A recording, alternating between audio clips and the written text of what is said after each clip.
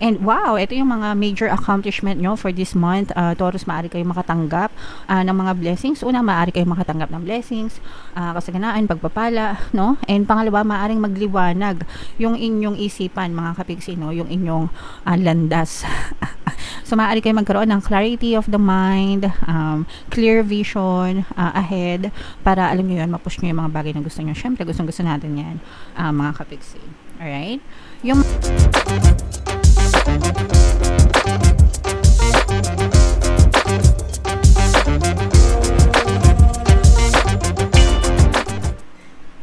hello guys, hello Taurus, welcome back to Pinoy Pixie Tarot. Ang pamangat ng episode natin for tonight is monthly check-in para ngayong June, mga kapiksi, para sa Taurus, Sun, Moon, Rising, Sign, and Venus. If in case hindi kayo naka-resonate guys dun sa monthly reading nyo for June, pwede nyo i-check to guys, baka nandito yung energy nyo. So unahin natin tong deck na to, mga kapiksi. Ito yung mga angel messages para sa inyo. And by the way guys, sa mga naghahanap ng mga pampaswerte na lucky charms, lucky bracelet guys, may mga items tayo sa description box nitong video. Pwede nyo i-check yung mga items doon. Pwede nyo na rin i-check out diretso, mga kapiksi. So ito yung mga messages para sa inyo guys. Yung first message, no, magkaroon kayo ng quiet time, mga kapiksi, para sa sarili nyo, no.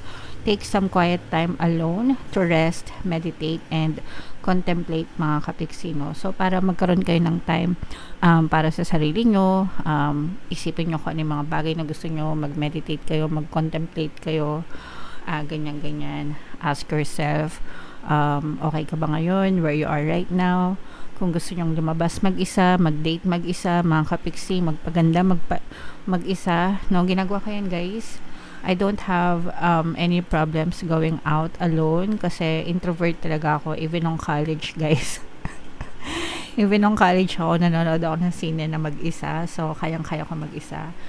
And hindi ko naman sinasabi na gawin nyo lahat na mag-isa, no, but sometimes you just need to spend some time alone with yourself, and masarap, mga kapiksi, okay? And doon mo i-analyze yung mga bagay-bagay na gusto mo mangyari sa buhay mo, okay? Take a leap of faith, mga kapiksi. Kailangan marunong kayo sumugal. Hindi yung sugal na literal na sugal, no, but it means taking a risk, mga kapiksi, no. Put your hearts through desire and action. Sundin mo yung puso mo. Sumugal ka para sa mga bagay na gusto mo sa tamang paraan guys, no, hindi doon sa mga maling paraan, mga kapiksi. And don't back down. Huwag kayong susuko, guys. Huwag kayong uurong, no. Kailangan pasulong lang tayo palagi. As long as tama kayo, stand up for what you believe is right. As long as wala kayong inaapakan na ibang tao, mga kapiksi, go for the good, guys, okay? So comment down below if feeling nyo naka-resonate kayo sa mga mensahe.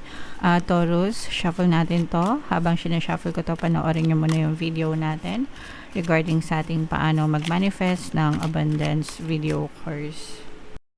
Kapiksi, sawa ka na ba sa mga struggles at hirap sa buhay mo? Masipag ka ba at masikap sa buhay ngunit hindi ka pa rin umaasenso? Ilang beses ka na bang nag-attempt magnegosyo at mag-invest pero palagi ka pa rin nalulugi? Sa pagkakataon na ito ay maaaring may subconscious beliefs ka na nagiging balakid sa iyong pag-unlad at pagyaman. Introducing, paano mag-manifest ng abundance video course. Dito ay matututunan mong ma-overcome ang mga balakid mo para tuluyan ka ng umunlad, umasenso, sumagana, maging matagumpay, successful at maswerte sa iyong kabuhayan, pera, trabaho, negosyo sa lapi at kaperahan ng bonggang-bongga. Dali, mag-send na ng email sa pinoypixie@gmail.com at simulan na ang iyong pagyaman ngayon. Alright, so sa lahat ng gusto mag-avail ng course guys, naka-flash sa screen nyo. Una, meron tayong paano mag-manifest ng abundance video course. Meron din tayong paano mawala ang third party at magkaroon ng harmonious na relationship. And meron din tayong paano pabalikin si ex, revise, breakup. So sa mga interesado guys, mag-send lang kayo ng email sa pinoypixie@gmail.com. So, Taurus guys, kaya in-represent ng Queen of Pens ko. Ano na lang yung makaresonate guys, take that message, no? Kasi hindi lahat mag-resonate. And again guys, mga naghahanap ng mga pampaswerte items, check nyo lang guys yung mga products sa description box. Yung current self nyo, mga kapiksi, this is a Queen of Swords energy, Earth sign energy, Aquarius, Gemini, Libra. For some of you, maaaring may air element kayo sa inyong natal chart, or you may be dealing with and air sign mga kapiksi. So, yung card itself nyo guys, no, is nandun kayo sa stage na parang nag-iisip-isip kayo ngayon or nagpaplano kayo, no? Nagpaplano, making plans, making strategy para sa buhay nyo. Especially ngayon kasi patapos na actually, this is the last month ng first half ng 2025. Ito rin yung buwan na last month para sa second quarter. So, papasok na tayo sa third quarter and second half naman ng 2025.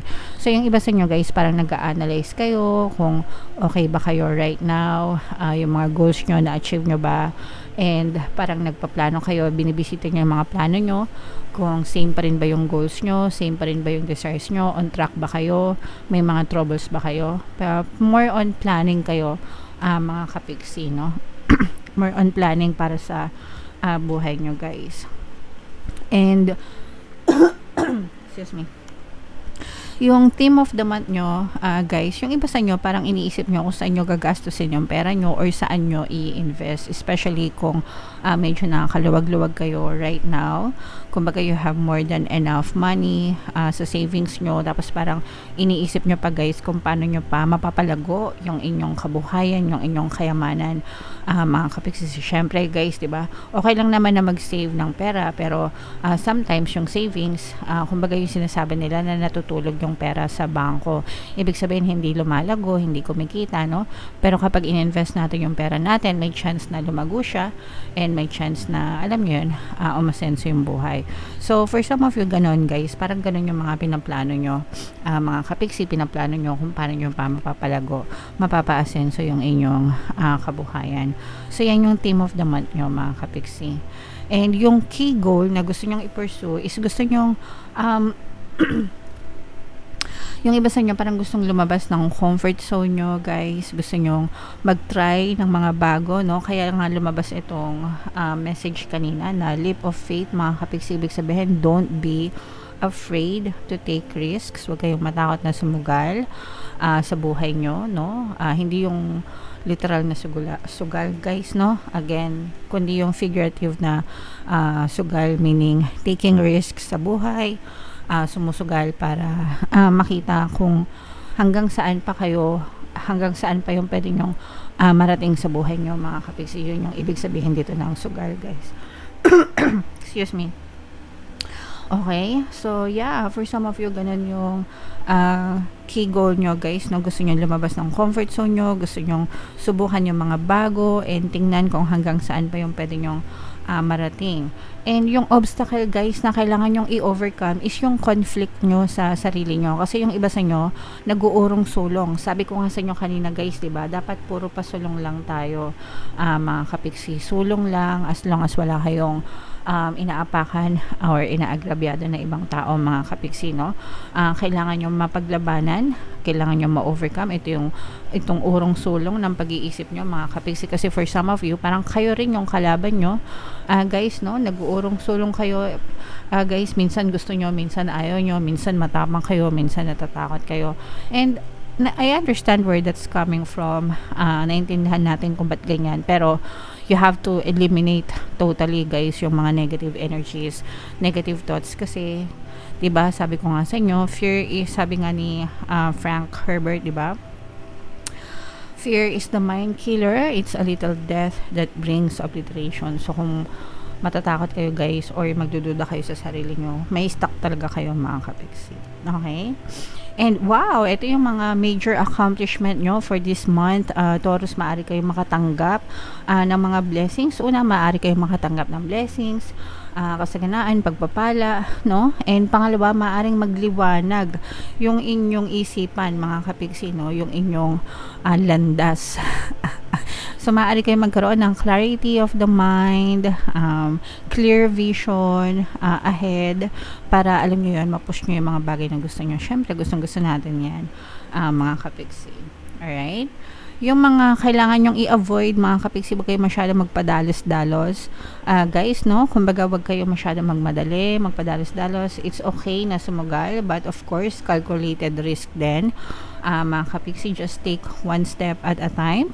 Huwag din masyadong ignorante, guys, no? Kailangan talaga inaaral pa rin natin kahit papano, mga kapiksi. Okay? what to embrace mga kapigsi, no? Embrace natin yung mga pagkakamali natin guys, especially from the past. Kasi yung mga pagkakamali na yun yung magtuturo sa atin ng leksyon and magiging gabay natin sa present and sa future natin para maiwasan na natin yung mga pagkakamali sa future, okay? So, yung mga lessons na yun, kailangan nasa inyo by heart para hindi para damdamin kundi para maiwasan in the future, okay? And where to find support guys, actually nasa paligid nyo lang yung support mga kapigsi, no? And kapag dahan-dahan kayo sa inyong journey, mga kapigsi, actually hindi nyo na kailangan ng support sa ibang tao. Kayo mismo yung magiging soul support nyo. For yourself, you just have to take one step at a time guys, slowly but surely. Mga kapigsi, kumbaga dahan-dahan lang, wag magmadali guys, okay? Kumbaga swabe lang mga kapigsi, okay? And yes, yung advice and encouragement for you guys na malayo pa yung mararating nyo, magiging successful kayo, may chance na sumakses kayo guys as long as you put in the work, no? Trabaho, effort guys, syempre, dasal, and positive mental diet mga kapigsi. Palagi iyan, no? Pero you just have to move forward guys. Again, sabi ko nga, you just show up every day for yourself mga kapigsi, and makikita ka din ng progress sa buhay nyo, okay? So, ito guys, i-mind nyo na itong progress na yan, yung success na yan, itong mga blessings na to, mga kapigsi, itong mga investment, or kung saan nyo man ilalagay yung mga pera nyo guys, i-mind nyo na yan sa comment section. Yan yung mga positive energies na nakita natin para sa inyo guys. So, bunot lang tayo ng isa pang card para sa inyong additional na mensahe. Comment down below mga kapigsi, huwag kayo mahiya. Libre lang. So, we have play, mga kapigsi, no? Okay lang na magseryoso tayo sa mga responsibilities natin sa buhay, pero wag din natin kalimutan na magsaya, mag-play, have fun, mga kapigsi, doing the things that you love, no? Kailangan masaya lang din, guys, para hindi tayo masyadong nabuburn out, di ba? Kailangan natin magsaya paminsan-minsan, guys, okay? Self-care includes having fun. Are you playing enough, darling? Do you have enough free time, or are you booked to the minute? Life goes by so darn fast. Make sure to have a blast along the way.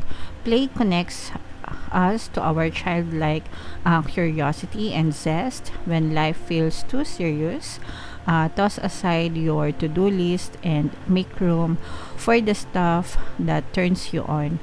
Go to the movies, have an adult slumber party, swing at the playground. You're never too old to be. Let the fun shine in and live a little or a lot. So, in short, guys, have fun, no? Kahit ano pang gawin nyo, whether you do it alone, you do it with family, or you do it with friends, kahit sino pang kasama nyo, guys, just have fun, okay? Alright. So, yeah, comment down below, guys, if feeling nyo naka-resonate kayo sa mga messages, yung mga pinapamain ko sa inyo, guys, i-main nyo na. And for more tarot readings, guys, ito yung playlist nyo. Ito naman yung ating success stories ng paano mag-manifest ng abundance video course. Thank you for liking, sharing, and subscribing. See you next time. I love you all, guys. Have a nice day. Bye-bye.